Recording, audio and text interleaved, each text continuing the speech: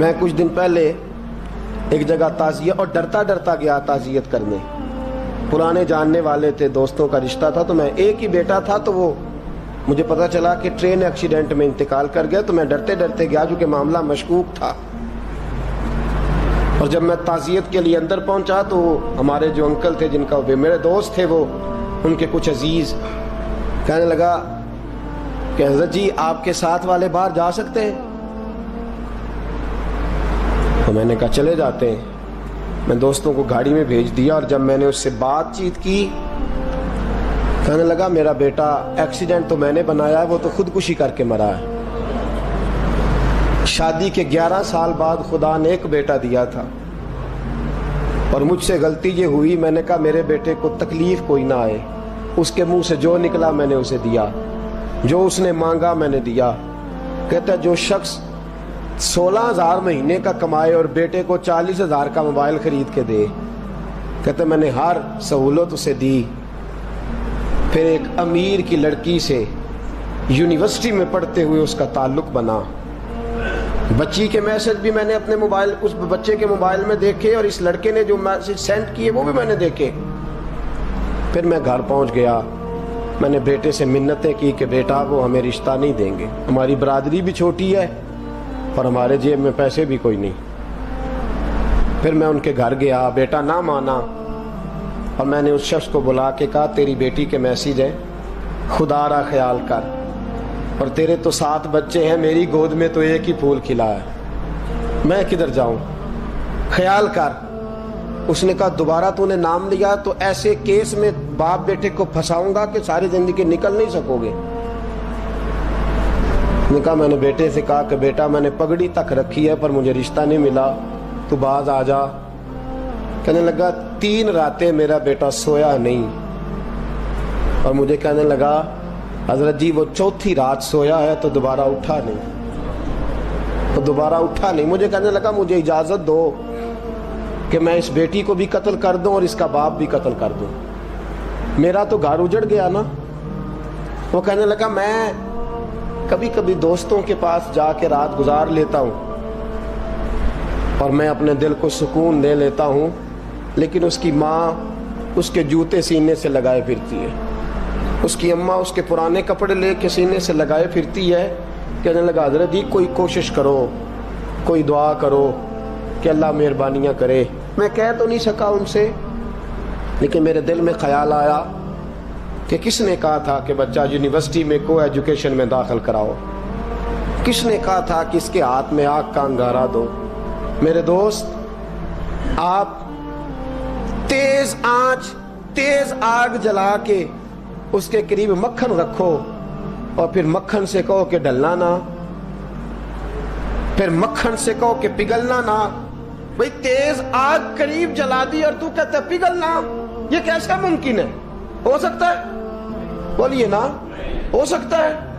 لڑکا اور لڑکی کٹھے کالج میں پڑھیں, ایک کمرے میں رہیں, ایک چھت کے نیچے رہیں, ایک دوسرے کو دیکھیں, نام جانے, فون نمبر پاس ہو, اور پھر کہنا کہ تم عشق کا چکر نہ لڑانا, کیسے ممکن ہے؟ اور بڑے سیانے بندے کہتے ہیں حضرت صاحب اعتماد ہونا چاہیے اولاد پہ. میرے نبی پاک کو اپنی بیویوں پہ اعتماد نہیں؟ عبداللہ ابن مکتوم نابینے سے ابھی آئے ہیں تو حضور نے فرمایا پردہ کر لو. حضور کو اعتماد نہیں؟ مصطفیٰ سے پاک گھر کسی کا ہو سکتا ہے؟ فرمایا پردہ کر لو, نقاب ڈالو. سونے وہ تو نابینا ہے, فرمایا تمہیں تو نظر آتا ہے نا, ڈالو نقاب. یہ اعتماد ہونا چاہیے. یہ کیسا اعتماد ہے کہ تو تیز آگ جلائے اور مکھن قریب رکھ کے اعتماد کر, یہ کیسا اعتماد ہے؟ ایک حدیث سنانے لگا, زندگی بھر بھولنا نہ, دل کی تختی پہ لکھنا یہ روایت. توجہ ہے آپ کی؟ جاگ رہے ہیں؟ باہر والوں کو میری بات کی سمجھ آ رہی ہے؟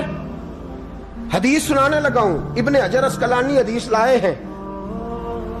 رسول پاک صلی اللہ علیہ وسلم نے فرمایا جہاں مرد اور عورت اکیلے ہوں وہاں تیسرا شیطان ہوتا ہے. یہ تو پہلے بھی سنے ہوں گے نا اتنے لفظ، اس سے آگے ہیں ابن حجر حدیث کے لفظ لائے. یا رسول اللہ صلی اللہ تعالی علیہ وسلم، مرد اور عورت اکیلے ہوں تو تیسرا شیطان ہوتا ہے؟ حضور نے فرمایا ہاں. عرض کی حضور اگرچہ وہ نیک ہو، جاگ رہے ہیں نا آپ لوگ، اگرچہ وہ جہاں مرد اور عورت اکیلے ہوں وہاں تیسرا شیطان ہوتا ہے. حضور اگر وہ نیک ہو لکھ لو دل کی تختی پر. میرے رسول نے فرمایا اگر عیسیٰ کی ماں مریم بھی ہو اور زکریا کا بیٹا یحییٰ بھی ہو تو میں ان دونوں کو بھی اکیلا بیٹھنے کی اجازت نہیں دے سکتا. فرمایا عیسیٰ کی ماں مریم جو رہی مسجد میں، پلی مسجد میں، جس کی پاکیزگی کا اعلان قرآن کر رہا ہے، عیسیٰ کی ماں مریم.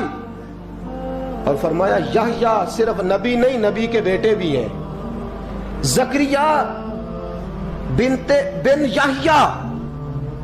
فرمایا اگر یہ دونوں بھی ہوں، ایک نبی ہو اور ایک ولی ہو، مریم اور یحییٰ بھی ہو، مریم اور زکریا بھی ہو، فرمایا میں ان کو بھی اکیلے بیٹھنے کی اجازت ہے.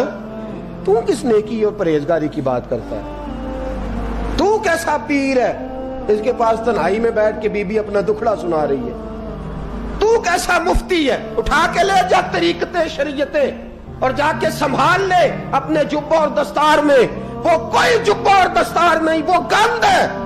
اس لیے کہ جو نبی مریم سلام اللہ علیہا کو نبی کے پاس بیٹھنے کی اجازت نہیں دے رہے، وہ پیر کس بات کی مولی ہے جو بیبیوں کو بغیر پردے کے سامنے بٹھاتا ہے؟ اور تنہا بی بی کہتی ہے میرا دکھ سن لے، کس نے اجازت دی ہے؟ اور پھر کہنا تماشا لگ گیا، سٹنڈ لگ گیا ہے. یہ شریعت بیان کر رہا ہوں، رسول اللہ کا فرمان بیان کر رہا ہوں، اور اس سے آگے ہمیں کسی دلیل کی ضرورت بالکل نہیں ہے. پتہ نہیں باپ کو کہ میرا بیٹا کیا کر رہا ہے؟ اندھی ہے وہ ماں جس کی بیٹی سارا دن نیٹ پہ بیٹھی رہتی ہے، اس کو خبر نہیں کیا ہو رہا. اور جب آگ گلے تک آتی ہے نا، داڑیاں جب جلنے لگتی ہیں تو ہمیں خیال آتا ہے یہ کیا بن گیا ہے. اور جب ماں کا دوپٹہ کھینچنے لگتا ہے نا سگا بیٹا کہ چل میرا رشتہ مانگ، پھر اس کو پتا چلتا ہے کہ یہ تو معاملہ ہی بڑا خراب کر لیا میں نے. میرے دوست، جوانی زیادہ پیسے کمانے کا نام نہیں. اگر تو قیمتی کپڑے پہنتا ہے تو تو جوان نہیں. تو 50 کلو وزن بائیں ہاتھ سے اٹھا لیتا تو تو جوان نہیں.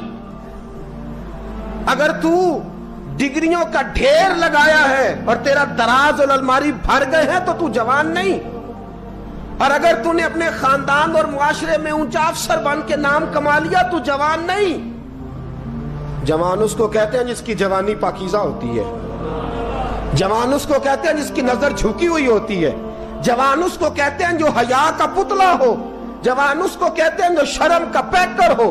جوان اس کو کہتے ہیں جس کی نظر سے معاشرے کی بہو بیٹیاں بچی ہو. جوان وہ ہوتا ہے، جوان بھی ہو پاکیزہ بھی ہو، جوان وہ ہوتا ہے کہ میرے رسول پاک نے فرمایا صبح قیامت اللہ عرش کے سیدھے جانب جوان کھڑا کرے گا. 30 سال کا جوان، چڑھتی جوانی، خوبصورت آنکھیں، روشن چہرہ، اس کا وجود طاقت والا. نبی آگے بڑھ کے پوچھیں گے یا اللہ یہ کون ہے جو تیرے دائیں جانب کھڑا ہے؟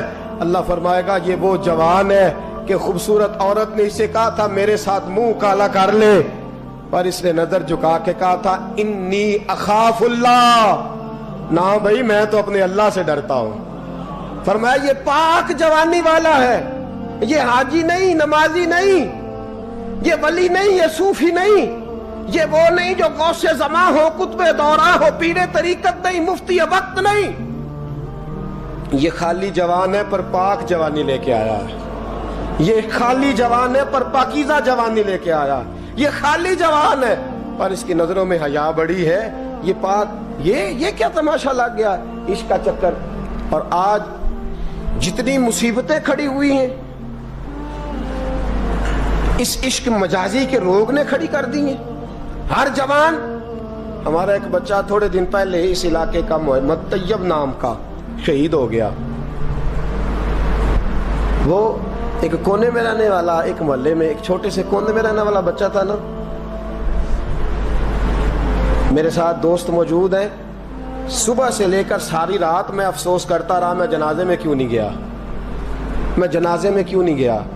وہ بچہ پاک فوج کا وہ شہادت اختیار کر گیا تو فخر سے سر بلند کر گیا اپنا.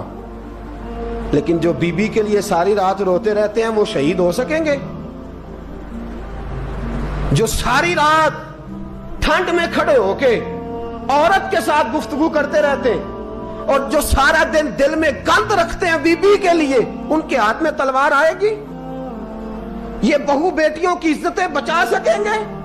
عافیہ صدیقیہ جیلوں میں جل گئی امریکہ کی, اور وہ جب بھی خط لکھتی تھی کہتی تھی کوئی محمد بن قاسم نہیں بچا. وہ کہتی تھی کوئی شہاب الدین غوری نہیں بچا. اور وہ جب بھی, اب تو خیر اس کا ذہنی توازن ہی کام کرنا چھوڑ گیا, وہ بی بی جب بھی خط لکھتی تھی نا اہل پاکستان کو تو کہتی تھی پاکستان والوں بتاؤ کیا تمہارے اندر کوئی بھی خالد بن ولید کا ماننے والا نہیں؟ کیا کوئی نہیں تمہارے اندر جو علی کے نام کا نعرہ لگانے والا ہو؟ کوئی نہیں بچا جو فاروق اعظم کی سیرت کو فالو کرنے والا ہو؟